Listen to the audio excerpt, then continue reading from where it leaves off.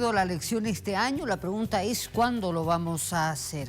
Hablemos de agua, hablemos de las diferentes etapas que el preservar el líquido elemento impone, y a partir de ello quiero dar la bienvenida esta noche a Francisco Sancho, director de la Cooperación Española aquí en Bolivia.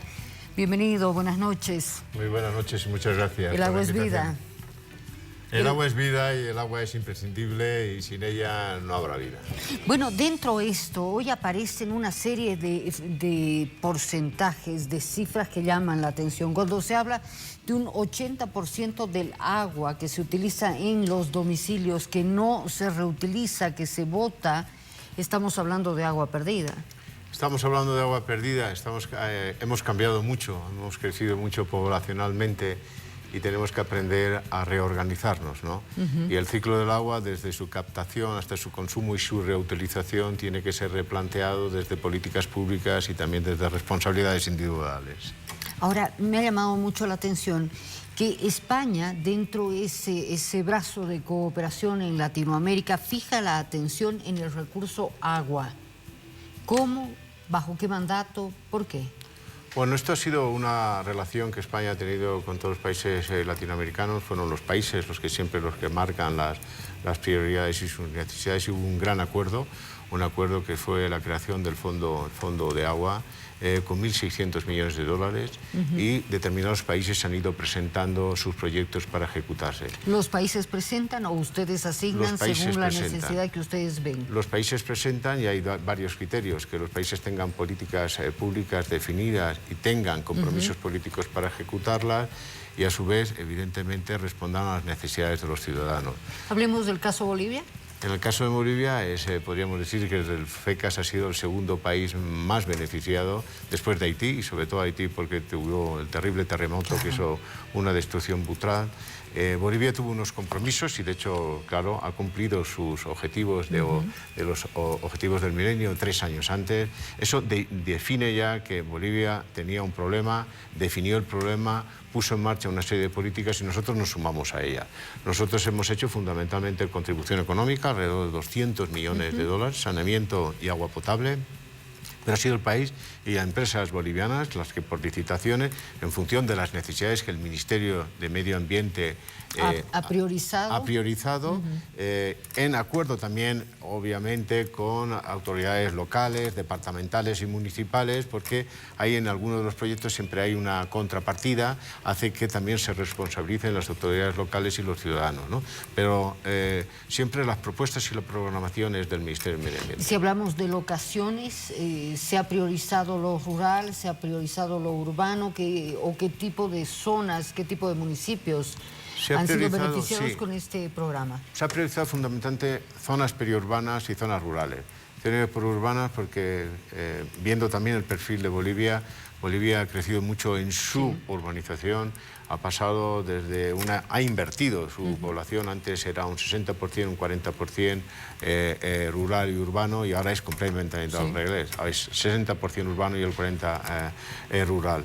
Esta población se ha desplazado hacia las urbes y se han generado cinturones, y muchos de ellos cinturones que han llegado a las ciudades, pero no con servicios porque no estaban preparadas, y eso ha sido que se priorizara estas zonas, y especialmente el Departamento de La Paz, la Ciudad del Alto, pues. Cochabamba, Santa Cruz, Tarija, Oruro, Potosí, El Beni. O sea, el proyecto era para Bolivia, porque la propuesta era de Bolivia, y han ido priorizando en función de las necesidades. En aquellas zonas con mayor necesidad se han priorizado más los proyectos. Hoy día estábamos conversando en ATV Radio con quienes están a cargo de administración, estudios sobre el líquido elemento, y se decía, en el caso de La Paz se ratifica esta cifra, este porcentaje de que el 40% de todo el líquido que se procesa en las plantas de tratamiento de aguas se pierde hasta llegar a destino.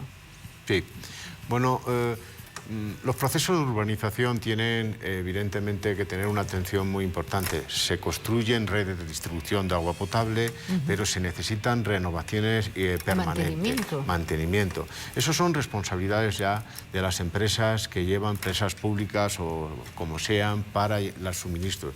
Hay que tener un plan de mantenimiento, porque todos los sistemas de agua potable del mundo tienen fugas. O sea, no es que no hay un sistema sin fugas. Todos tienen. Todos tienen fugas, porque los sistemas son muy grandes y hay rupturas, hay que ir cambiando, pero hay un margen que se puede aceptar y otro margen que no se puede aceptar. Cuando estamos aceptando ya por encima del 30% del sistema de agua de distribución, estamos diciendo ya que es una situación de una pérdida muy grande. Tomando en cuenta lo que se ha aprendido en la Unión Europea en los últimos años, ¿quién es mejor administrador del agua, las empresas privadas o el Estado? ¿O deberían ser los municipios quien lo administrara? Bueno, yo creo que los municipios son las entidades públicas más cercanas a los ciudadanos y debería tenderse, y como ha hecho Bolivia en su legislación y su ley, traslada esta responsabilidad. Esta responsabilidad ha ido como está en Samapa, en Cochabamba, en Santa Cruz, y yo creo, pero hay que tener siempre una relación entre la administración pública global, que debe manejar las cuencas hidrográficas, que es el que nutre a los sistemas de distribución, y después los que distribuyen el agua, que esto deben ser los municipios, porque están más cercanos de los ciudadanos, porque tienen una relación más directa y porque viven más cercanos de estos sistemas y deben de tener el sistema de información adecuada para saber cómo está y en qué estado se encuentra la red. Pero no es que uno debe administrar, sino el circuito del agua es desde las lluvias, deshielo, recogida desde la cuenca, hasta el consumo del usuario, y lo que antes se mencionaba también, que ya lo han señalado ustedes en la presentación de la entrevista, es la reutilización de las aguas, porque ahora tenemos que ser todavía más eficientes. Bueno, hay algo interesante en la normativa boliviana. El tema recurso hídrico es una competencia concurrente entre el gobierno central, el departamental y el municipal. Y dentro de eso hay proyectos exitosos y otros más o menos. Hemos tenido estas experiencias. Con todo, de aquí en adelante, ustedes llegan con una carta de presentación hoy muy importante, una inversión considerable, el haber estado con una asignación de $200 millones para el país. De aquí en adelante, ¿qué se prioriza dentro de esto que es este gran paraguas que es agua? Muy bien, pues sí, yo creo que hemos avanzado, Bolivia ha avanzado muchísimo, ¿no? Pues nosotros somos una contribución, pero el esfuerzo es Bolivia, ¿no? Y ha pasado ya a tener una cobertura entre el 80 y el 85% del acceso a agua potable. Eso es muy importante, pero lo más importante del sistema es la sostenibilidad del sistema de agua, ¿no? Entonces, lo importante ahora es seguir cubriendo a llegar a las poblaciones que hasta ahora no tienen agua, y eso es una prioridad y hay que seguir, pero ahora hay que desarrollar capacidades institucionales, tanto a nivel nacional como a nivel municipal, para que esta agua se administre adecuadamente y se pierda lo menos posible y llegue a las mejores condiciones, y sobre todo porque es de responsabilidad de todos. Es responsabilidad del Estado, como propiedad del agua es un bien público, y del ciudadano. Es responsabilidad del usuario, para que tiene que hacer una comedido uso y prudente uso del agua para no desperdiciar del agua, pero aún así hay aguas que han estado servidas ya, y en estas aguas servidas hay que hacer sistemas, y nuevamente el sistema público tiene que actualizar sus sistemas a nivel de las grandes ciudades, sobre todo para la recaptación de estas aguas utilizadas, y sobre todo a la recaptación de las aguas de lluvia también, que estas aguas pasan por las calles y van a los ríos y se pierden, para que estas aguas sirvan también para regadío, limpieza y mantenimiento de las ciudades. Bueno, proyectos metropolitanos parece ser la opción, por ejemplo, para la realidad boliviana. Sí. Nosotros estamos hablando tanto con el Ministerio de Medio Ambiente y también con los municipios para también apoyarlos, si así lo desean, con sistemas. Por un lado, planteando que hemos tenido una crisis de agua muy importante con el diseño de planes de sequía, que son modelos de gestión de las aguas y de las cuencas, para no llegar al riesgo de tener que cortar, sino racionar en el mejor de los casos, pero que ninguna familia se quede sin agua durante todo el día. Este año hemos tenido por mucho tiempo cambio climático y otros efectos, pero evidentemente ha habido un número importante de población que lo ha sufrido.